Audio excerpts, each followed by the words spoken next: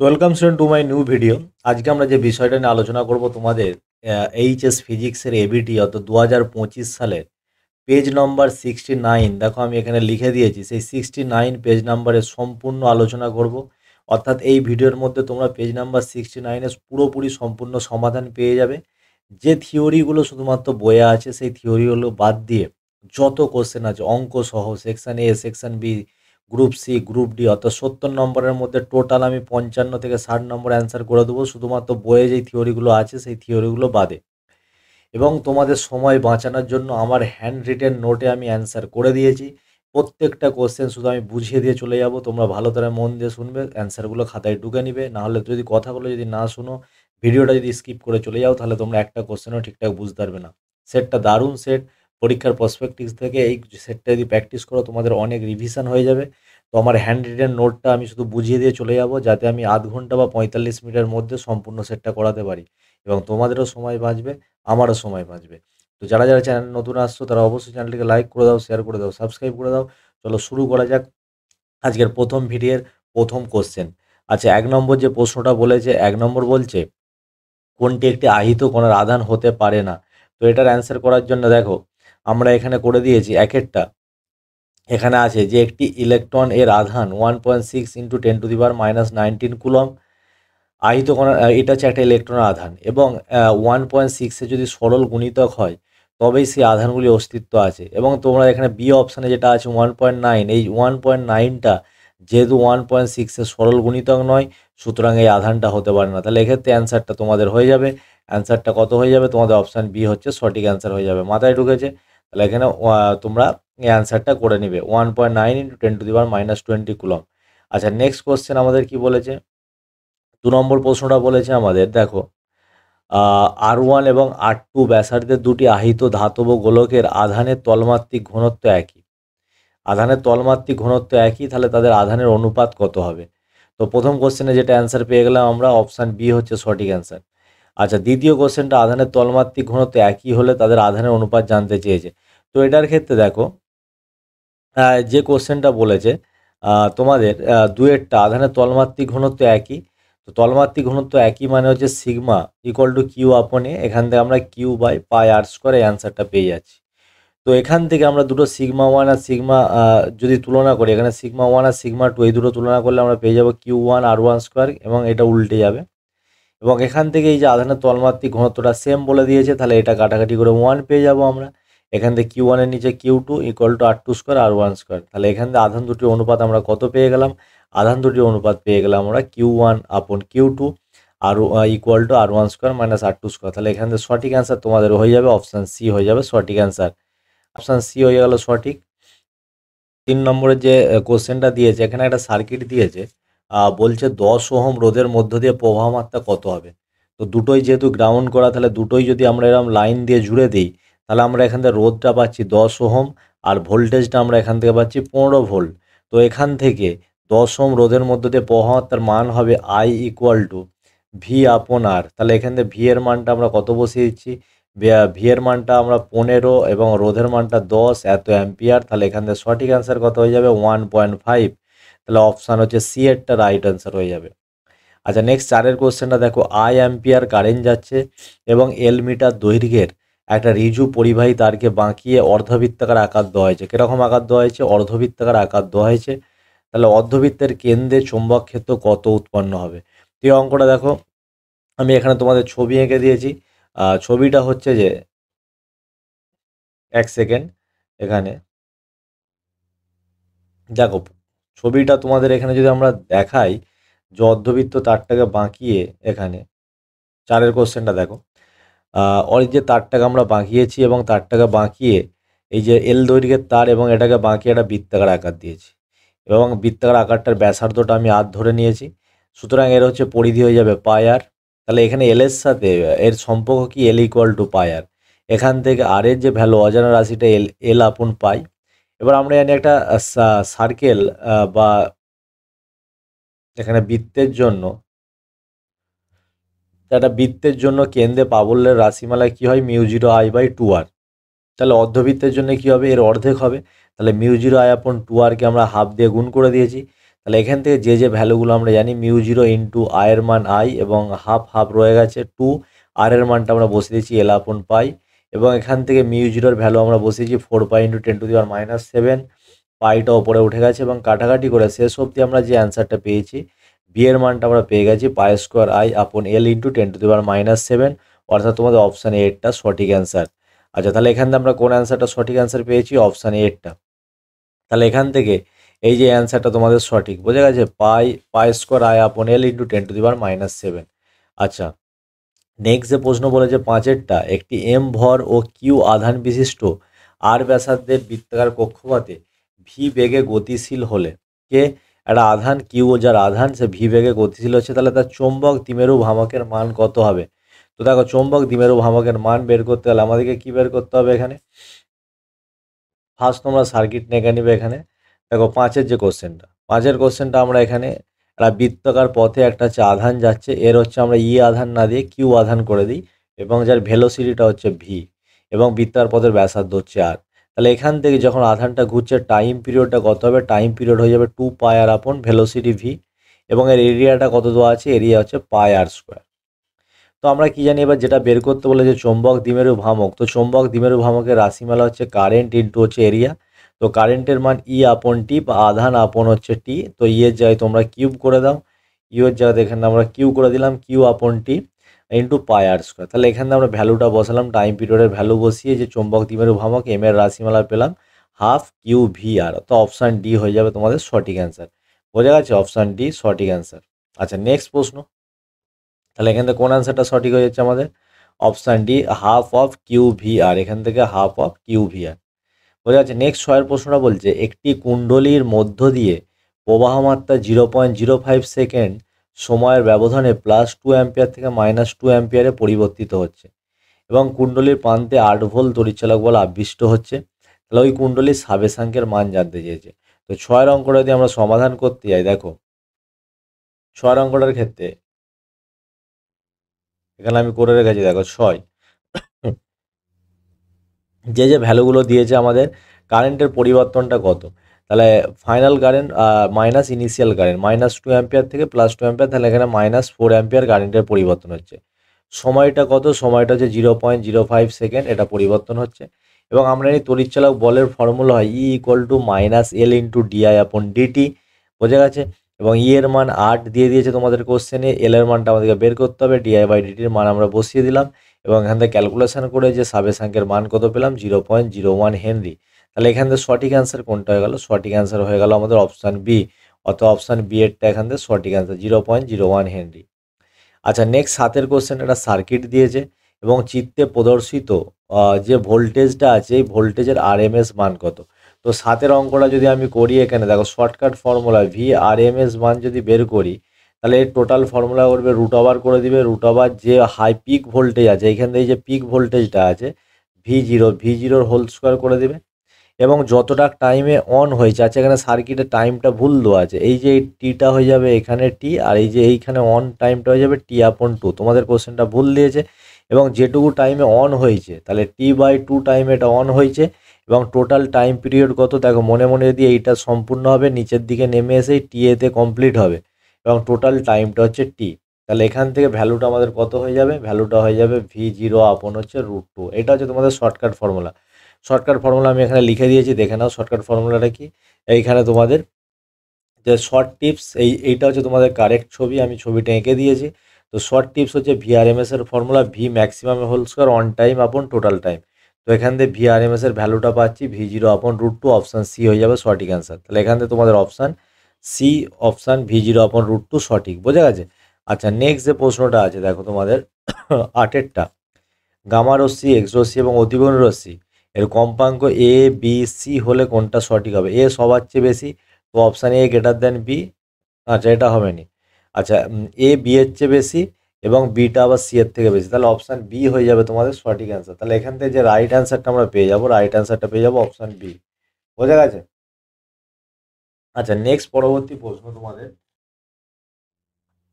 পরবর্তী প্রশ্ন কি বলেছে 9এর প্রশ্নটা দেখো। এখানে 9এর প্রশ্নটা বলছে যে দুটি মাধ্যমের প্রতিসরাঙ্ক μ1 এবং μ2 এবং দুই মাধ্যমে নির্দিষ্ট বর্ণে আলোর তরঙ্গ দৈর্ঘ্য λ1 λ2 হলে এদের সম্পর্ক কী হবে? তো এটা আমি ডাইরেক্ট তোমাদের অ্যান্সার বলছি। দেখো μ1 λ1 = μ2 λ2 কী করে হচ্ছে আমি বুঝিয়ে দিচ্ছি। নয়েরটা এই সাইডে তোমরা দেখতে থাকো। তো নয়েরটা দেখো, এখানে আমি সার্কিটের ছবিটা এঁকে দিয়েছি এখানে। তো নয়ের এখানে যে কোশ্চেনটা এখানে বলছে দেখো, এখানে μ1 এবং এই প্রান্তে যদি v1 বেগ ধরে নিই, এটা হচ্ছে প্রথম মিডিয়াম, এবং দ্বিতীয় মিডিয়ামের প্রতিসরাঙ্ক μ2, এই প্রান্তে বেগ হচ্ছে আমি v2 ধরে নিচ্ছি, এবং এখানে হচ্ছে তরঙ্গ দৈর্ঘ্য ওপরের মাধ্যমে λ1, দ্বিতীয়তে λ2। তাহলে আমরা কি জানি, দুটো প্রতিসরাঙ্কের জন্য অনুপাত করি μ1/μ2, এর ফর্মুলা হচ্ছে c/v1, এর হচ্ছে c/v2। তো এখানে আমরা পাচ্ছি v2/v1, আবার আমরা v = কি ফর্মুলা নিই, μ × λ, এবং যেহেতু প্রতিসারণের ক্ষেত্রে কম্পাঙ্কটা একই থাকে তাহলে উভয় ক্ষেত্রে কম্পাঙ্কটা কেটে যাবে। তাহলে এখান থেকে পেয়েছি μ1/μ2 λ2/λ1। তো কোনাকুনি গুণ করলে μ1 λ1 = μ2 λ2, অপশান বি হচ্ছে রাইট অ্যান্সার। বোঝা গেছে? আচ্ছা, নেক্সট যে কোশ্চেন, পরবর্তী প্রশ্নটা, তাহলে এখান থেকে অপশান সঠিক হয়ে গেল অপশান বি। নেক্সট 10-এর দাগে যে কোশ্চেনটা বলেছে, অপশান বি সঠিক। 10-এর দাগের প্রশ্নটা, কোনো দ্বিসম উত্তল লেন্সের উপাদানের প্রতিসরাঙ্ক, দ্বিসম মানে দুদিকটাই উত্তল, দুজনেরই বক্রতা ব্যাসার্ধ কত? আর বলেছে লেন্সটির ফোকাস দূরত্ব কত হবে। তো লেন্সের ফোকাস দূরত্ব বের করতে গেলে দ্বিসম উত্তল মানে R1 R2 এর সেম হবে, অর্থাৎ উভয়ের প্রথম দিকের বক্রতা ব্যাসার্ধ R1, দ্বিতীয় দিকের বক্রতা ব্যাসার্ধ R2, ওই দুটোর মানই আমরা আর ধরে নিলাম, যেহেতু কি এটি দ্বিসম উত্তল লেন্স।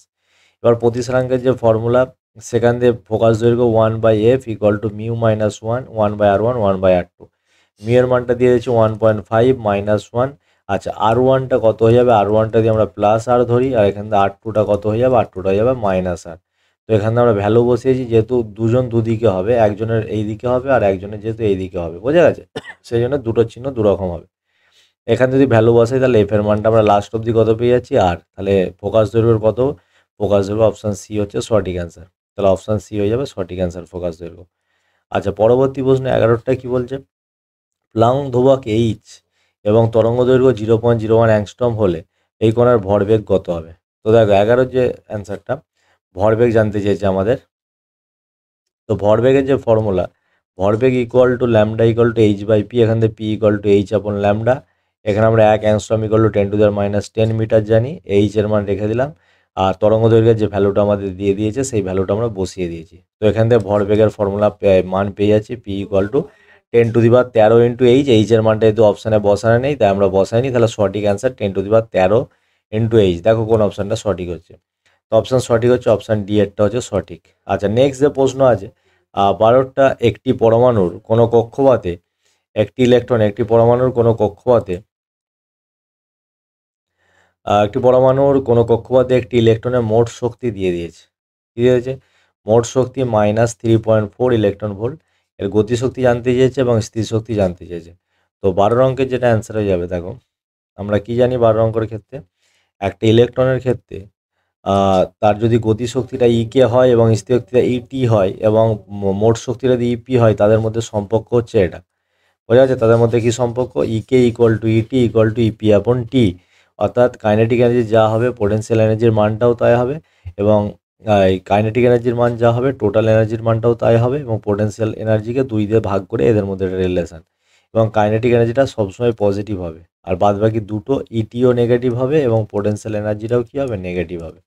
এবার আমাদের বইয়ে যেটা বলে দিয়েছে, তো কোশ্চেনে মোট শক্তিটা কত বলে দিয়েছে, ইটি -3.4 ইলেকট্রন ভোল্ট, এবং ইটির সাথে যেহেতু ইকে সমান, দেখো ইটি আর ইকে সমান, তাহলে আমরা ইকের মানও হবে 3.4 ইলেকট্রন ভোল্ট, শুধু ভ্যালুটা কী হয়ে যাবে, পজিটিভ। আর স্থির শক্তিটা কত হবে, ইপি = 2 কোনাকুনি গুণ করলে, এবং এখান থেকে ভ্যালুটা যেহেতু নেগেটিভ হয় তাহলে হয়ে যাবে -6.8 ইলেকট্রন ভোল্ট। বোঝা গেছে? তাহলে এখানে -6.8 ইলেকট্রন ভোল্ট। তাহলে সঠিক অ্যান্সার হচ্ছে +3.4 আর -6.8। তাহলে এখানে সঠিক অ্যান্সার হচ্ছে +3.4 -6.8, অর্থাৎ অপশান ডি এরটা রাইট অ্যান্সার, +3.4 -6.8 ইলেকট্রন ভোল্ট। আচ্ছা, নেক্সট হচ্ছে 13টা, ট্রানজিস্টারকে সুইচ হিসাবে ব্যবহার ক্ষেত্রে ট্রানজিস্টারকে কী অঞ্চলে অবস্থায় কাজ করাতে হবে, কাট অফ অবস্থায় বা স্যাচুরেশন অবস্থায় কাজ করাতে হবে, সম্পৃক্ত বা কাট অফ অবস্থায় কাজ করাতে হবে। নেক্সট 14টা, 3 × 10⁸ হার্জ কম্পাঙ্কের বাহক তরঙ্গের একটি দ্বিমেরু অ্যান্টেনার দৈর্ঘ্য কত হবে। তো দ্বিমেরু অ্যান্টেনার দৈর্ঘ্য হয় আমরা জানি λ/2। তো দেখো এখানে দ্বিমেরু অ্যান্টেনার যে দৈর্ঘ্যটা আমরা বের করেছি এখান থেকে, তাহলে এখান দিয়ে এল এর ভ্যালুটা হয়ে যাবে λ/2, ল্যামডার equal to C equal to nu into lambda, আর ল্যামডা ইকুয়াল টু হবে সি আপন নিউ। তাহলে এখানে সি আপন নিউ যদি ভ্যালুটা বসাই তাহলে হয়ে যাবে সি আপন 2 নিউ। সি এর মান আমরা বসিয়ে দিয়েছি 3 ইন্টু 10⁸, আর 2 ইন্টু নিউ এর মান হচ্ছে 3 ইন্টু 10⁸, যেটা কোশ্চেনে বলে দিয়েছে। তাহলে এটা কাটাকাটি করে আমরা দ্বিমেরু অ্যান্টেনার যে দৈর্ঘ্যটা পেয়েছি সেটা 0.5 মিটার। তাহলে কোন অপশানটা এখানে সঠিক হয়ে যাচ্ছে? 0.5 মিটার হচ্ছে অপশান সি রাইট অ্যান্সার। তাহলে এখানে তো অপশান সি হয়ে যাবে সঠিক অ্যান্সার। তো আমাদের সেকশন এ আমরা শেষ করে নিলাম এমসিকিউগুলো। তো এরপর আমরা সেকশন 2 এ যাব, অর্থাৎ এসে কিউ, যে 4টে এসে কিউ করতে হয় সে 4টে এসে কিউ। আচ্ছা, প্রথম কোশ্চেনটা কি বলেছে, এর আউটপুট কি হবে যখন ইনপুট একটা 0। আচ্ছা, এ এখান দিয়ে চলে যাচ্ছে, এখান দিয়ে এ আসছে, এবং এটা যখন নট গেটে ঢুকছে এটা এবার হয়ে যাচ্ছে, এবং আউটপুট ওয়াই ইকুয়াল টু কী পাবো? ওয়াই ইকুয়াল টু পেয়ে যাবো এ ডট এবার। তো এখান থেকে আমরা এ ডট এবারের মান কী পাবো? এটা এনি টাইম আমরা 0 পেয়ে যাবো। এনি টাইম কি পেয়ে যাবো? 0। তো এখানে কোনো ইনপুট বসাতেই হবে না, তো আউটপুট সর্বদা কত হবে? আউটপুট সর্বদা 0 হবে। আচ্ছা, অথবার কোশ্চেনটা বলছে ন্যান গেটের দুটি ইনপুট যুক্ত করলে, ন্যান গেটের দুটি ইনপুট যুক্ত করলে কোন গেট তৈরি হয়? তো ন্যান গেটের দুটি ইনপুটকে আমরা যুক্ত যদি করি, তাহলে ন্যান গেটের এমনি আমরা আউটপুট কি পাই? ন্যান গেটের আউটপুট পাই A dot B bar. NAND গেটের আউটপুট পাই আমরা এ ডট বি বার। এবার দুটো ইনপুটই যদি সেম হয়, অর্থাৎ এ ডট এ এর যদি মাথায় বার দিই, বোঝা গেছে? তাহলে এটা এ বার হয়ে যাবে। এ ডট এ মানে এর এবার, তাহলে এটা কি গেট হয়ে যাবে? এটা তখন নট গেট হিসাবে কাজ করবে। কি গেট হিসাবে কাজ করবে? নট গেট হিসাবে কাজ করবে। তো ন্যান গেটের দুটি ইনপুট যুক্ত হলে কোন গেট তৈরি হয়? তো এটা তৈরি হয়ে যাবে তোমাদের নট গেট। আচ্ছা, 2 এর কোশ্চেনটা আই এবং 4i প্রাবল্যের দুটি সুসংগত একবর্ণীয় আলোক উৎসকে ব্যতিচারের পরীক্ষায় ব্যবহার করা হচ্ছে। যে বিন্দুতে এদের দশা পার্থক্য π/2 সেই বিন্দুতে লব্ধি প্রাবল্য কত হবে? দেখো, ফর্মুলা আমরা কি জানি, তো এখানে আমি বাকি দুটো কোশ্চেনও করে দিয়েছি, তোমরা স্ক্রিনশট নিয়ে নাও, তাহলে এটা হয়ে যাবে নট গেট। আচ্ছা, 3 নম্বরে যে ফর্মুলা, যে ইন্টেন্সিটিটা আমাদের জানতে চেয়েছে, ইন্টেন্সিটির ফর্মুলা লব্ধি বা রেজাল্টেন্ট ইন্টেন্সিটি হয় i1 plus i2 plus 2√i1 i2 cos theta. আর থিটা ইকুয়াল টু দশা পার্থক্য এদের π/2 বলে দিয়েছে, তাহলে এখানে ভ্যালু বসিয়েছি আমরা, এইটা আপনার 0 হয়ে যাবে, এবং এটা অ্যান্সার কত পেয়ে যাবে? 5i। অ্যান্সার কত হয়ে যাবে? অ্যান্সার হয়ে যাবে 5i। আচ্ছা, নেক্সট কোশ্চেন। নেক্সট কি বলেছে? 3এর প্রশ্নটা বলছে এলসিআর এর শ্রেণী বর্তনীর সি এবং এল উভয়ের মান দ্বিগুণ করলে অনুনাদি কম্পাঙ্কে কি পরিবর্তন হবে? তো আমরা কি ওমেগা ইকুয়াল টু 1/√এল সি, এবং এল এবং সি যদি উভয় দ্বিগুণ করে তাহলে এখন ওমেগা ড্যাশ কত হয়ে যাবে? 1/√2l into 2c। তাহলে একটা 2 যদি বাইরে আসে তাহলে হাফ ইন্টু 1/√, হচ্ছে এলসি, এবং 1/√এলসিটাকে আমরা ওমেগা বসিয়ে দিচ্ছি। তাহলে এখন নতুন ওমেগা ড্যাশ কত হয়ে যাবে? আগের চেয়ে অর্ধেক হয়ে যাবে। আগের চেয়ে কত হয়ে যাবে? অর্ধেক। তো ওখানে অ্যান্সার করে দেওয়া আছে, তোমরা অ্যান্সারটা দেখে নিতে পারো। দেখো অ্যান্সার কত হয়ে যাবে? পূর্বের অর্ধেক হয়ে যাবে। বোঝা গেছে? আচ্ছা, নেক্সট কোশ্চেন। নেক্সট প্রশ্ন আমাদের বলছে যে 4এরটা, একটি দণ্ডচুম্বককে চিত্তানুযায়ী একটি পরিবাহী রিংয়ের মধ্যে পড়তে দিলে আবিষ্ট তড়িৎপ্রবাহের অভিমুখ কেমন হবে? তো এই একটা রিং আছে, এইদিকে আমরা একটা চুম্বককে আনছি, চুম্বকের এই দিকটা নর্থ মেরু, এই দিকটা সাউথ মেরু। তো লেন্সের সূত্র অনুযায়ী যার জন্যে যেটা তড়িৎচালক বল সৃষ্টি হয়, বা যার জন্যে যেটা সৃষ্টি হয়, সে তাকে কী দিবে? বাধা দিবে। এবং এই রিংটি এখানে আনার ফলে এখানে ফ্লাক্সের পরিবর্তন হবে, এবং এই যে রিংটা আছে, এবং এখানে কারেন্টের সৃষ্টি হবে, এবং সে কারেন্টের যে সৃষ্টিটা হবে সে কিভাবে সৃষ্টি হয়েছে সেই তার কারণকে বাধা দেবে। আপনারা বাধা দিতে গেলে এই চুম্বকটাকে এইদিকে দূরে ঠেলে দিতে হবে, তবেই বাধা পাবে, এবং দূরে ঠেলতে গেলে কী হবে? চুম্বকটাকে বিকর্ষণ করাতে হবে। বিকর্ষণ করানোর জন্য এখানে যেহেতু নর্থ মেরুটা সৃষ্টি হয়েছে, সুতরাং এখানেও কি মেরু সৃষ্টি হবে? এখানেও নর্থ মেরু সৃষ্টি হবে। তবে দুজন দুজনকে বিকর্ষণ করবে। আর নর্থ মেরু যদি সৃষ্টি হয়, যেমন তীর চিহ্ন অনুযায়ী এর ডাইরেকশন হবে এই সাইড, ডাইরেকশন হবে এই সাইড, অর্থাৎ অ্যান্টি ক্লকওয়াইজ। বোঝা গেছে? তো এই চিত্তানুযায়ী যে আবিষ্ট প্রবাহের অভিমুখ কী হবে? আবিষ্ট প্রবাহের অভিমুখ হবে অ্যান্টি ক্লকওয়াইজ। তো এখানে ছবি এঁকে দেওয়া আছে, তোমরা এটা দেখেও নিতে পারো, অ্যান্টি ক্লকওয়াইজ হবে। আচ্ছা, নেক্সট পরবর্তী যে প্রশ্ন, একটি সুষম চৌম্বক ক্ষেত্রে স্থিতিশীল তড়িতাদান, স্থিতিশীল মানে স্থির তড়িতাদান কত মানের বল অনুভব করে? তো 0 মানের বল অনুভব করে। গতিশীল না হলে কোনো বল অনুভব করবে না। বোঝা গেছে? এরপর আমরা গ্রুপ বি, অর্থাৎ বড় কোশ্চেনের দিকে চলে যাব। বড় কোশ্চেনে যতগুলো আমাদের অঙ্ক আছে সেই সমস্ত অঙ্ক করব। তো দেখো, প্রথম এখানে আমাদের এই গ্রুপ বি এর মধ্যে যে অঙ্কটা আছে সেটা হচ্ছে 7.1 এর অঙ্কটা। তো 7.1 এর অঙ্ক আমি গোল করে দিলাম। 7.1 নয়, সরি, এটা 7 দাগের অঙ্ক। বলছি 1 কিলোহার্জ শ্রাব্য সংকেত মানে যে সংকেত আমরা পাঠাবো, আর 500 কিলোহার্জের বাহক তরঙ্গ মানে ক্যারিয়ার ওয়েভের তরঙ্গ এত মডুলেশন করা হয়েছে। পটি প্রস্থের কম্পাঙ্ক কত হবে আর পটি বিস্তার কত হবে জানতে চেয়েছে। তো সাতের দাগের অঙ্কটা করতে হলে দেখো গ্রুপ বি এর যে সাতের দাগের অঙ্কটা, আমরা কি জানি যে ফ্রিকোয়েন্সিটা আমরা পাঠাই তাকে আমরা সংকেত তরঙ্গ বলছি, ওমেগা এম দিয়ে বলছি 1 কিলোহার্জ। কোশ্চেনে বলে দিয়েছে যার সাথে পাঠাই ক্যারিয়ার ওয়েভ 500 কিলোহার্জ বলে দিয়েছে। এবং এখানে যে পটি পাবো আমরা তিনটে পটি পাবো, এই দুটোকে আমরা পার্শ্বপটি বলছি আর মিডলেরটা মিডল পটি। তো পার্শ্বপটির কম্পাঙ্ক হয় কি কি, omega C minus omega N একটা হয় আর omega C plus omega M একটা হয়। তো যেটা omega C minus omega M সেটাকে লোয়ার ফ্রিকোয়েন্সি আর বাকিটা ডান দিকেরটাকে বলে হায়ার ফ্রিকোয়েন্সি। তো প্রথমটা কি পেয়ে যাবো 500 - 1 কিলোহার্জ সমান 499 কিলোহার্জ, এবং দ্বিতীয়টা কত পেয়ে যাবো omega C plus omega M এর 501 কিলোহার্জ, আর মাঝেরটা মিডিল। আর যেটা দ্বিতীয়বারে কোশ্চেনটা জানতে চেয়েছিল পটি বিস্তার কত হবে, পটি বিস্তার হচ্ছে পার্শ্বপটির বিয়োগফল, সেটা বিয়োগ করে আমরা কত পাই 2 ওমেগা এম পাই। বোঝা গেছে? যদি আমরা এরকম পার্শ্বপটি দুটো বিয়োগ করি, বিয়োগ করলে আমাদের এখান থেকে কী কেটে যাবে, ওমেগা সি কেটে যাবে। দেখো আমি বিয়োগ করে দেখিয়ে দিচ্ছি, ওমেগা সি প্লাস হচ্ছে omega M minus omega C minus হচ্ছে ওমেগা এম, তাহলে এখান থেকে কেটে যাবে ওমেগা সি প্লাস হচ্ছে omega M minus omega C minus minus plus omega M, তাহলে ওমেগা সি কেটে গেল, 2 হচ্ছে ওমেগা এম। তো এটাকেই পটি বিস্তার বলা হচ্ছে। ওমেগা এম এর মানে 1 বসিয়ে দিয়ে আমরা 2 কিলোহার্জ, তাহলে পটি বিস্তার আমরা কত পাচ্ছি 2 কিলোহার্জ। বোঝা গেছে? তাহলে কিন্তু পটি বিস্তারের ফর্মুলা হচ্ছে 2 কিলোহার্জ। আচ্ছা নেক্সট কোশ্চেন, আমাদের নেক্সট যে অঙ্কটা আছে দেখো, এরপরে 8-এর দাগের অথবাটা, গ্রুপ সি এ চলে যাবো আমরা 8-এর দাগের অথবা।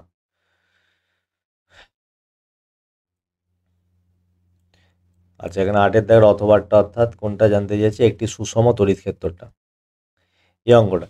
একটি সুষম তড়িৎ ক্ষেত্রের ক্ষেত্র প্রাবল্য ই এর মান দিয়ে দিয়েছে, এবং ওই তড়িৎ ক্ষেত্রের অভ্যন্তরে ওয়াই জেড তলে অবস্থিত এর মধ্য দিয়ে অতিক্রান্ত ফ্লাক্সের মান কত হবে। আচ্ছা ওয়াই জেড যদি তল হয় তাহলে এর যে ডিএস ভেক্টরটা, এই যে ডিএস ভেক্টরটা কোন বরাবর হয়, ডিএস ভেক্টরটা সর্বদা হবে এক্স অক্ষ বরাবর। কোন বরাবর হবে, ডিএক্স ভেক্টরটা এক্স অক্ষ বরাবর। কি জানতে চাইছে, ফ্লাক্সের মান জানতে চাইছে। তো চলো অঙ্কটা, এখানে দেখো যে ডিএস তল আমরা নিয়ে নিয়েছি, এখানে একে দেখিয়ে দিচ্ছি, এইটা তোমার জেড অক্ষ, এইটা হচ্ছে তোমার ওয়াই অক্ষ, আর নিচেরটা হচ্ছে এক্স অক্ষ। তাহলে এই তলটাকে আমরা পুরোপুরি এরকম শেডেড করেছি ওয়াই জেড তল বোঝানোর জন্য। এবং এই যে এই এক্স ওয়াই জেড পরস্পরের সাথে মিউচুয়ালি পারপেন্ডিকুলার, মানে প্রত্যেকের মধ্যে কোণ হচ্ছে 90 ডিগ্রি, এবং সেই জন্য ওয়াই জেড তলের সাথে এটা লম্ব হবে, এবং লম্ব ক্ষেত্রফল ভেক্টরটা সেটা এক্স অক্ষ বরাবর হবে। কোন অক্ষ বরাবর হবে, এক্স অক্ষ বরাবর, সেই জন্য ডিএসটা আমি আই ক্যাপ দিয়ে দেখিয়েছি। বোঝা গেছে?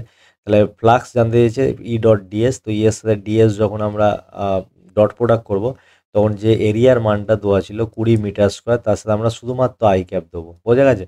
যেহেতু ডিএস ক্ষেত্রফল ভেক্টরটা এক্স অক্ষ বরাবর অর্থাৎ আই ক্যাপ বরাবর, ওয়াই জেড বলেছে বলে আমরা এক্স অক্ষ বরাবর পাবো, এক্স ওয়াই বললে জেড অক্ষ বরাবর। বোঝা গেছে?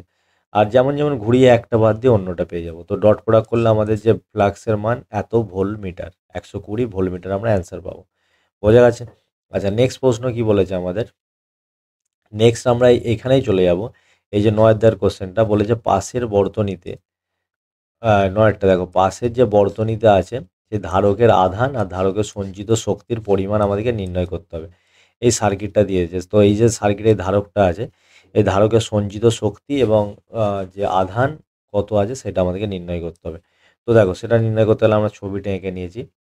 এখানে একটা জিনিস বোঝার আছে, দেখো এই যে ধারকে যদি আমরা এখানে আধানটা বের করতে চাই বা সঞ্চিত শক্তি এখানে বের করতে চাই, এই ধারকটা যে রেজিস্ট্যান্সের সাথে যুক্ত আছে, এই যে 5 ওহম রেজিস্ট্যান্সের সাথে যুক্ত আছে, সুতরাং এই রেজিস্ট্যান্সের অ্যাক্রস ভোল্টেজটা কত বের করতে হবে, অর্থাৎ এই রেজিস্ট্যান্সের অ্যাক্রসের ভোল্টেজটা আমাদেরকে বের করতে হবে।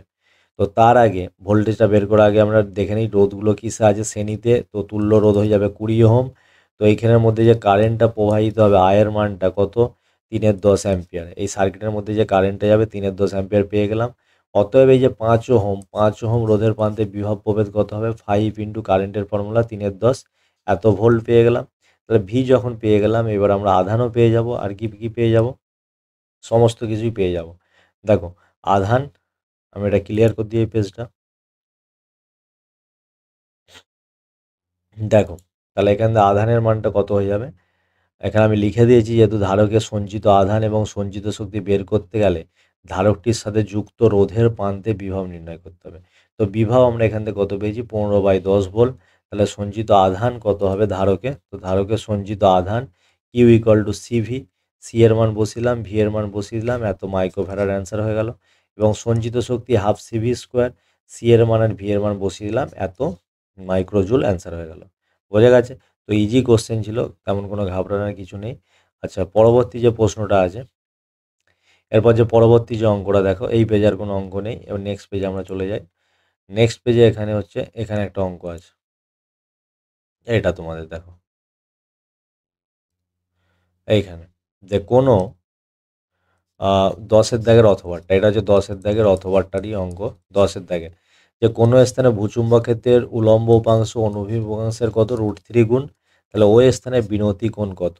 তো পাতি একটা অঙ্ক অনেকবার হয়েছে আগে, সেটাও আমি করিয়েছি। 10-এর দাগে যে সেকেন্ড পার্টের অঙ্কটা আমি এখানে লিখেও দিয়েছি তোমাদের, 10-এর দাগের সেকেন্ড পার্ট। বিনতি কোণের ফর্মুলা হচ্ছে tan phi ইকুয়াল টু বিভি আপন বিএইচ। তো বিভিটা হচ্ছে কি, বিভিটা ভূচুম্বক ক্ষেত্রের ভার্টিক্যাল মানে উলম্ব উপাংশ, আর বিএইচটা হচ্ছে হরাইজন্টাল উপাংশ। বোঝা গেছে? তো এবার ভার্টিক্যাল উপাংশটা কি বলেছে, এই যে বিভি ভার্টিক্যাল উপাংশটা হরাইজন্টাল উপাংশের কত গুণ, √3 গুণ। তো এখানে ভ্যালুটা আমরা √3 বসিয়ে দিয়েছি, এবং √3 বসিয়ে কাটাকাটি করে tan phi এর মান কত পেয়ে গেছি, 60 ডিগ্রি। তাহলে ফাই বিনতি কোণ, তাহলে বিনতি কোণের ভ্যালু যেটা, সেই বিনতি কোণের মানটা হয়ে গেল 60 ডিগ্রি। বোঝা গেছে? বিনতি কোণের মানটা কত ডিগ্রি, 60 ডিগ্রি। আচ্ছা, তার পরবর্তী যে অঙ্কটা আছে দেখো, তো এখানে আর কোনো অঙ্ক নেই। আচ্ছা, এবার 11 দাগের একটা অঙ্ক আছে। 11 দাগের অঙ্কটা কি বলেছে, যে কোনো মাধ্যমের প্রতিসারাঙ্ক যদি √2 হয়, তাহলে ওই মাধ্যমের সংকট কোণ কত হবে। তো এই অঙ্কটা দেখো, তো সংকট কোণের সাথে প্রতিসারাঙ্কের ফর্মুলা কি। তো 11 দাগের সেকেন্ড পার্ট, প্রত্যেকটা কোশ্চেন পার্ট অনুযায়ী লেখা আছে আমার হ্যান্ড রিটেন। দেখো, আমরা জানি প্রতিসারাঙ্কটা যদি এন ধরে নিই এবং সংকট কোণটা যদি থিটা সি ধরে নিই, তাহলে এক্ষেত্রে এদের মধ্যে সম্পর্ক হবে N equal to 1/sin theta C. এখানে সাইন থিটা সি 1/n মান বসিয়ে আমরা থিটা সির মান কত পেয়ে গেলাম, 45 ডিগ্রি। ফটাফট তোমরা বুঝো এবং স্ক্রিনশট নিতে থাকো। প্রত্যেকটা কোশ্চেন এখানে অ্যান্সার আমি করিয়ে দিয়েছি। আচ্ছা, তার পরবর্তী কোশ্চেন কি আছে, তার পরবর্তী কোশ্চেন একটা খুব ভালো কোশ্চেন আছে, 12 দাগেরটা। 12 দাগের প্রশ্নটা কি বলেছে, 12 দাগের অথবাটা, যে একজন স্বল্প দৃষ্টিসম্পন্ন মানুষ তার চোখ থেকে 2 মিটারের বেশি দূরে বস্তুকে দেখতে পায় না, তাহলে তার এই ত্রুটি দূর করার জন্য ব্যবহৃত চশমার ক্ষমতা কত হবে। এটা হচ্ছে অঙ্ক দিয়েছে। তো 2 মিটারের বেশি যখন দেখতে পাই না, তাহলে আমরা কি দেখছি, দেখো এখানে এঁকে দিয়েছি ছবিটা।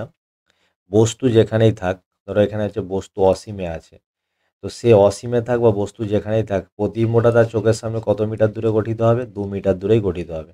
তাহলে ভি 2 মিটার, আর ইউ হচ্ছে ইনফিনিটি, আলোক রশ্মিটা এই দিক থেকে আসছে, তাহলে যখন আমরা মেজারমেন্ট করব সব মেজারমেন্ট নেগেটিভ হবে, ভিটা হচ্ছে -2, আর ইউটা ইনফিনিটি বসিয়ে এফ এর মানটা আমরা কত পাচ্ছি, 1/f এর মান -1/2।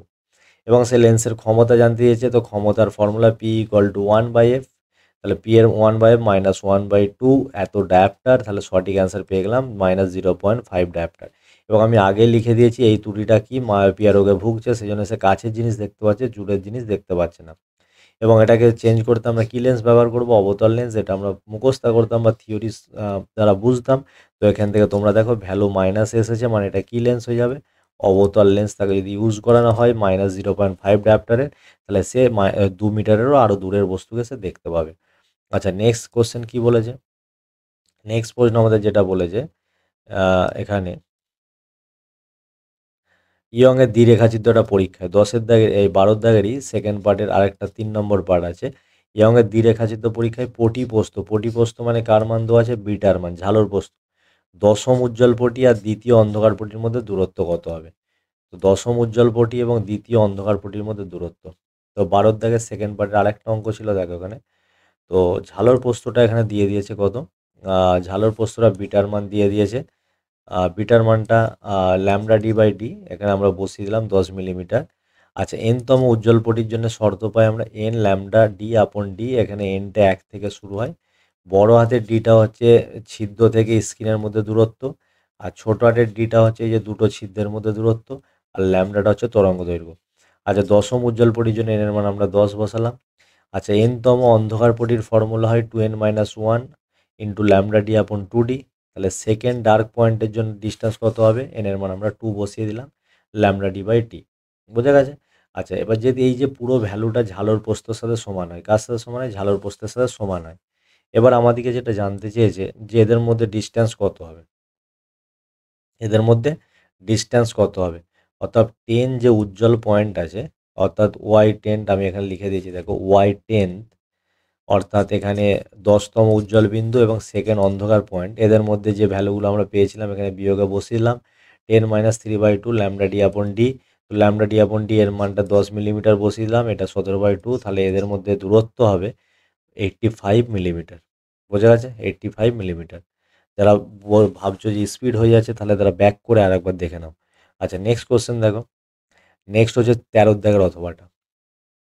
13 দাগের, এই যে 13 দাগের কোশ্চেন, 13 দাগের অথবাটা রিডবার্গ ধ্রুবক কি? তো থিওরি কোশ্চেন তোমরা নিজেরা করে নেবে। সেকেন্ড কোশ্চেন বলছে হাইড্রোজেন পরমাণুর ক্ষেত্রে রিডবার্গ ধ্রুবকের মান বলে দিয়েছে এত। বামার শ্রেণীর নিশ্চিত বিকিরণে হ্রস্বতম তরঙ্গ দৈর্ঘ্যের মান কত হবে? তো হ্রস্বতম তরঙ্গ দৈর্ঘ্য তখনই হবে যখন সেটা ইনফাইনাইট থেকে আসে, ইনফাইনাইট থেকে 2 নম্বরে আসে। বোঝা গেছে? দেখো এটার অ্যান্সার দেখে নাও ফটাফট। তো বামার শ্রেণীর ক্ষেত্রে ল্যামডা মিনিমাম বের করতে গেলে আমাদেরকে ল্যামডা মিনিমাম 13 দাগের অথবাটা ওর r/1/2, বামারের জন্য প্রথমটা 2 হয় এবং সেটা আসবে, দ্বিতীয়টা কত হবে? ইনফাইনাইট। তো ইনফাইনাইট থেকে যখন 2 নম্বরে আসবে তখনই আমরা কি পাবো? হ্রস্বতম ল্যামডা মিনিমাম তরঙ্গ দৈর্ঘ্য পাবো। তো প্রত্যেকটা মান আমরা এখানে বসিয়ে দিলাম। তো ল্যামডা মিনিমামের মান আমরা এখান থেকে পেয়ে গেলাম 3645 অ্যাংস্ট্রম। বোঝা গেছে? এটা তো ক্যালকুলেশন অঙ্কের পার্ট, নিজেরাও তোমরা করতে পারবে। আচ্ছা, সেকেন্ড পার্টের যে কোশ্চেনটা, তার পরের প্রশ্নটা কি বলেছে? 14 দাগে। 14 প্রশ্নটা বলেছে ডি বগলি প্রকল্পের সাহায্যে প্রতিষ্ঠা করো। এটা হচ্ছে তোমাদের থিওরি পার্ট। বলছে একটি ধাতুর প্রারম্ভ কম্পাঙ্ক দিয়ে দিয়েছে এত, ওই ধাতুর কার্য অপেক্ষকের মান ইলেকট্রন ভোল্ট এককে নির্ণয় করো। কার্য অপেক্ষকের মান বের করতে বলেছে। তো কার্য অপেক্ষক W = H/μ0। যেহেতু প্রারম্ভ কম্পাঙ্ক বলে দিয়েছে, তাহলে ডাইরেক্ট আমরা কার্য অপেক্ষকের ফর্মুলা আমরা এখানে লিখে দিলাম। দেখো কার্য অপেক্ষকের ফর্মুলা W = H/μ0। তো প্রত্যেকটা মান বসালাম, এইচের মান বসালাম, নিউ জিরোর মান বসালাম। এখান থেকে যে কার্য অপেক্ষক জুলে পেলাম এবং জুলকে 1.6 × 10⁻19 দিয়ে যে ভাগ করে আমরা ইলেকট্রন ভোল্টে অ্যান্সার পেয়ে গেলাম। তাহলে সঠিক অ্যান্সার হয়ে যাবে 1.36 এত ইলেকট্রন ভোল্ট। আচ্ছা, নেক্সট দেখো। নেক্সট যে অঙ্কটা আছে, নেক্সট অঙ্কটা আছে 15 দাগেরটা। 15 দাগের অথবাটা এখানে একটি এক্স রশ্মি নলে কার্যকর বিভব প্রভেদ 2000 ভোল্ট, নির্গত এক্স রশ্মির তরঙ্গ দৈর্ঘ্য কত? তো এক্স রশ্মির ক্ষেত্রে আমাদের তরঙ্গ দৈর্ঘ্যের ফর্মুলা হয় λ = Hc/EV। কত হয়? λ = Hc/EV। তাহলে এইচ এর মান বসালাম আমরা, সি এর মান বসিয়েছি, ই এর মান বসিয়েছি, ভোল্টেজের মান বসিয়েছি এবং সব যদি এসআই ইউনিটে বসিয়েছি, তাহলে ল্যামডার মানটা পেয়ে গেলাম মিটারে। তাহলে এখানে মিটারটাকে 10⁻10 প্রকাশ করে সেটাকে অ্যাংস্ট্রম করে দিলাম। তাহলে সঠিক অ্যান্সার হলো 0.6211 অ্যাংস্ট্রম। বোঝা গেছে? আচ্ছা, পরবর্তী অঙ্কটা দেখো। পরবর্তী যে অঙ্কটা বলেছে আমাদের, এরপর আমরা 17 দাগের অঙ্ক। এখানে আর অঙ্ক নেই, এবার আমরা 17 দাগের যে অঙ্কটা আছে সেই অঙ্কতে চলে যাব। 17 দাগের সেকেন্ড পার্ট, এইখান থেকে অঙ্কটা পড়ো তোমরা। 17 দাগের সেকেন্ড পার্ট বলছে চিত্রে প্রদর্শিত বর্তনীতে অ্যামমিটারের পার্ট কত হবে? তো খুব ভালো কোশ্চেন, কনসেপচুয়াল কোশ্চেন। এত বড় ছবি দেখে ভয় পাবে না, মনে করো এই অ্যামমিটারটা নেই, কারণ অ্যামমিটারটা এখানে ইউজ করা হয়েছে এখান থেকে কারেন্টটা মাপার জন্য। ভাবো এখানে ভোল্টমিটারটা নেই, ভোল্টমিটারটা ইউজ করা হয়েছে এই পয়েন্টে ভোল্টেজ মাপার জন্য। তারপরে নর্মাল সার্কিট হচ্ছে, এখানে 4 ওহম রেজিস্ট্যান্স আছে একটা লাইনে, আর এখানে হচ্ছে 2 ওহম এবং 3 ওহমের রেজিস্ট্যান্স আছে একটা লাইনে। বোঝা গেছে? এবার যেহেতু দেখো উভয়ই সমান্তরালে যুক্ত করা আছে, আমি ধরে নিচ্ছি এই যে পয়েন্টটা দিয়ে I1 কারেন্ট যাচ্ছে আর এই ওপরের পয়েন্টটা দিয়ে I2 কারেন্ট যাচ্ছে। এবার কিসে আছে? সমান্তরাল থাকার জন্য এর যে ভোল্টেজ ড্রপটা যা হবে, ওপরের বর্তনীরও ভোল্টেজ ড্রপটা তাই হবে। তো সেটাই দেখো এখানে ছবিতে দেখানো আছে। ছবিতে আমি এখানে পুরো লিখে তোমাদের বুঝিয়ে দিয়েছি। তো যেহেতু এই লাইনটা সমান্তরালে আছে, তাহলে উভয়ের মধ্যে ভোল্টেজ ড্রপটা এখানেও ভি হবে এবং এখানেও ভি হবে এবং সেই ভি এর মানটাই দেওয়া আছে 5 ভোল্ট। তাহলে উপরের বর্তনী দিয়ে যদি I2 কারেন্ট যায়, তাহলে I2 কারেন্টের ফর্মুলা কি? V/R। তাহলে 5/4 অ্যাম্পিয়ার = 1.25 অ্যাম্পিয়ার। নর্মাল কনসেপ্টের অঙ্ক, পাতি অঙ্ক, দেখে ভয় পাওয়ার কিচ্ছু নেই। বোঝা গেছে? 1.25 অ্যাম্পিয়ার। আচ্ছা, নেক্সট পরবর্তী যে অঙ্কটা দেখো। পরবর্তী অঙ্ক এখানে দিয়েছে, এই অঙ্কটাই তোমাদের 17 দাগের যে দুটো এখানে পাওয়ারের লাইট দিয়েছে। এই দুটো লাইটের এই রেজিস্ট্যান্স যদি R1 হয়, এর রেজিস্ট্যান্স যদি R2 হয়, তাহলে এই দুটি বাতির তোমাদের রেজিস্ট্যান্সের অনুপাত বের করতে বলেছে। কি বের করতে বলেছে? রোধের অনুপাত কত হবে বের করতে বলেছে। দেখো এই অঙ্কটা ওখানে করে দিয়েছি আমি, পাতি অঙ্ক। যে প্রথম যে ওয়াটের লাইটটা আছে, সেই ওয়াটের লাইটটার রোধ আমি ধরে নিয়েছি R1 আর দ্বিতীয়টা রোধ ধরে নিয়েছি R2। R2 ফর্মুলা কী হয়, রেজিস্ট্যান্সের ফর্মুলা হয় ভি স্কোয়ার আপন P. V square voltage square আপন পি, ভোল্টেজ স্কোয়ার আপন পি এত হোম, এখানেও ভোল্টেজ স্কোয়ার আপন পি এত হোম। তো R1/R2 ভাগ করে দিয়েছি নর্মালি, এবং ভাগ করে যেটা পেয়েছি আমরা 12.5, এদের অনুপাতটা কত পেয়েছি 12.5। ইজি অঙ্ক। আচ্ছা নেক্সট কত দাগের অঙ্ক আছে, নেক্সট চলে যাবো আমরা এখানে 18 দাগের। 18 দাগের অঙ্ক, 18 দাগের হচ্ছে এই পার্টে আছে, দেখো এইখান থেকে আমি বক্স করে দিলাম। এল এর মান দিয়েছে 100 মিলি হেনরি, প্রযুক্ত পরবর্তী ভোল্টেজের কম্পাঙ্ক দিয়ে দিয়েছে এত হার্জ। তাহলে এল এর প্রতিঘাত মানে সাবেসীয় প্রতিঘাত বা আবেশীয় প্রতিঘাতটা জানতে চেয়েছে। তো আবেশীয় প্রতিঘাতের ফর্মুলা দেখো, omega XL equal to omega into L, এটা হচ্ছে আবেশীয় প্রতিঘাতের ফর্মুলা। তাহলে যা যা ভ্যালু বসিয়েছি, এল এর মান বসিয়ে দিয়েছি আমরা এত হেনরি, কম্পাঙ্কের মান বসিয়েছি এন এর মান এত হার্জ। তাহলে আবেশীয় প্রতিঘাত কত, formula XL equal to omega into L. ওমেগার মান যেহেতু দেওয়া নেই, ওমেগাটাকে 2 পাই এনে ভেঙে দিলাম, এল এর মান বসিয়ে দিলাম, প্রত্যেকটা মান বসিয়ে আমরা 10 পাই ওহম। যেহেতু প্রতিঘাত রেজিস্ট্যান্সের একক সূচিত করে, তাহলে আমাদের অ্যান্সার হয়ে যাবে 10 পাই ওহম। বোঝা গেছে? আচ্ছা নেক্সট যে অঙ্কটা কি বলেছে, নেক্সট এর সাথেও একটা অঙ্ক আছে দেখো এইখানে, যে বলেছে একটি এলসিআর বর্তনী, একটি এলসিআর শ্রেণী বর্তনীতে আর এর মান দেওয়া আছে, এল এর মান দেওয়া আছে, সি এর মান দেওয়া আছে। তো বর্তনীটির শ্রেণী অনুরাগ জানতে চেয়েছে আর কম্পাঙ্ক সংখ্যা নির্ণয় করতে চেয়েছে। কম্পাঙ্ক সংখ্যা মানে কিউ গুণক, কি গুণক, কিউ গুণক। বোঝা গেছে? তার মানে এখানে শ্রেণী অনুরাগ বের করতে হবে আর কিউ গুণক বের করতে হবে। তো এই অঙ্কটাও করে দিয়েছি আমি, দেখো 18 দাগের অরেরটা, অথবা যে অঙ্কটা আছে এখানে 18 দাগের অথবা, দেখো অথবাটা যা যা ভ্যালু দিয়েছে, আর এর মান, এল এর মান, সি এর মান বসিয়ে দিয়েছি। তো অনুনাদের শর্ত কি, অনুনাদের শর্ত এক্সএল ইকুয়াল টু এক্সি, ফর্মুলা বসালাম এবং লাস্ট অব্দি যে ভ্যালুটা পেয়ে গেলাম, এফ এর মানটা 1/2 pi into root over LC. দেখো এই যে এফ এর মানটা এখানে বসিয়ে দিচ্ছি প্রত্যেকটার মান। সি এর মানটা 10 ফ্যারাড দেওয়া আছে, তোমাদের টেস্ট পেপারে এটা 10 ফ্যারাড দেওয়া আছে এবিটিএ টেস্ট পেপারে, কিন্তু অন্য জায়গাতে অ্যাকচুয়ালি এত বড় ধারকত্ব তো হয় না, অনেক জায়গাতে দেওয়া থাকবে 10⁻⁻7 ফ্যারাড। বোঝা গেছে?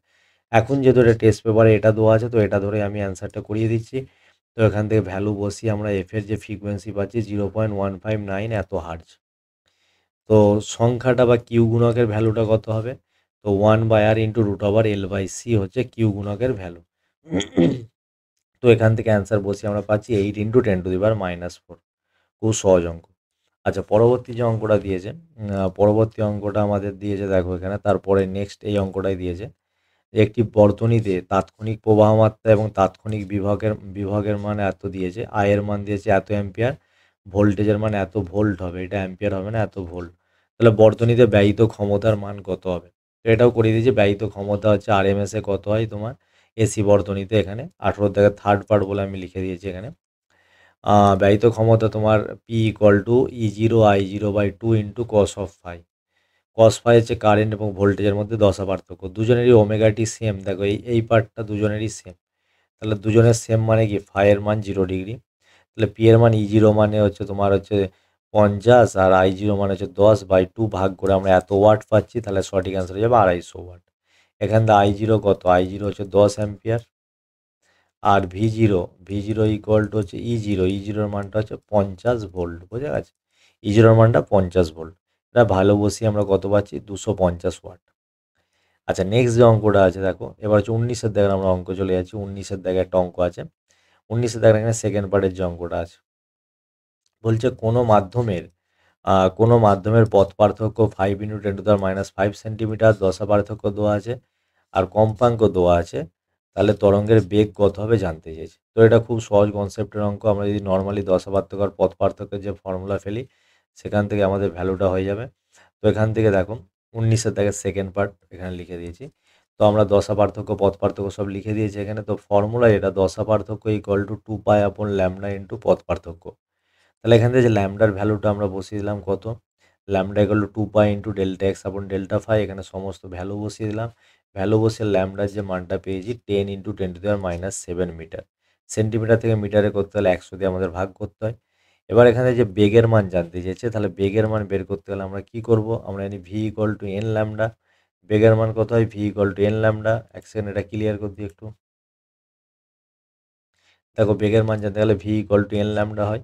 তো এন এর মান আমাদের প্রশ্ন বলে দিয়েছে 3 ইন্টু 10⁻14, আর ল্যামডার মানটা আমরা মিটারে মানে সব এসআই ইউনিট আমরা বের করে রেখেছি। তাহলে সঠিক অ্যান্সার হয়ে গেল ভি এর মান 3 ইন্টু 10⁸ মিটার পার সেকেন্ড। বোঝা গেছে? আচ্ছা, নেক্সট যে প্রশ্ন দেখো, নেক্সট প্রশ্ন আমাদের কি বলেছে? নেক্সট প্রশ্ন আবার এখানে 19-এর দাগের একটা অঙ্ক আছে। বলছে একক রেখাচিত্র দ্বারা ফ্রন অপর অপবর্তনে ঝালরে কেন্দ্রীয় চরমপটির বেদ নির্ণয় করো। আচ্ছা, এটা তো তোমার থিওরি পার্ট, এটা কোশ্চেন নয়। দেখো কোশ্চেনটা এখান দিয়ে দিয়েছে, এখান থেকে এ প্রস্থের একটি একক রেখাচিত্রকে 700 মিলিমিটার তরঙ্গ দৈর্ঘ্যের একবর্ণী সমান্তরাল আলো দ্বারা আলোকিত করা হয়েছে। বলছি এ এর মান নির্ণয় করো যখন কোণের ভ্যালু দেওয়া আছে, অপবর্তন কোণের মান দেওয়া আছে 30 ডিগ্রি এবং প্রথম অবম বিন্দুর জন্য। বোঝা গেছে? তো দেখো প্রথম অবম বিন্দুর জন্য মান বের করতে বলেছে। তো আমরা কি জানি, দেখো প্রথম অবম বিন্দুর জন্য অপবর্তনের ক্ষেত্রে for minimum condition A sine theta N equal two N lambda, এটা হচ্ছে প্রথম অবমের শর্ত। তো প্রথম এই অবমের শর্ততে এন কোথা থেকে শুরু হবে, +-1 থেকে। এখানে লিখে দিচ্ছি আমরা প্রথম অবম বিন্দুর জন্য এন এর মান হবে 1, ল্যামডার মান বলে দিয়েছি 700 মিলিমিটার। তাহলে এ সাইন থিটা 1 ইকুয়াল টু আমরা ল্যামডা পাচ্ছি, এ সাইন থিটার মান বলে দিয়েছি 30 ডিগ্রি, ল্যামডার মান আমরা বসিলাম 700। তাহলে এখান থেকে এ ইকুয়াল টু 700/sin 30 ডিগ্রি।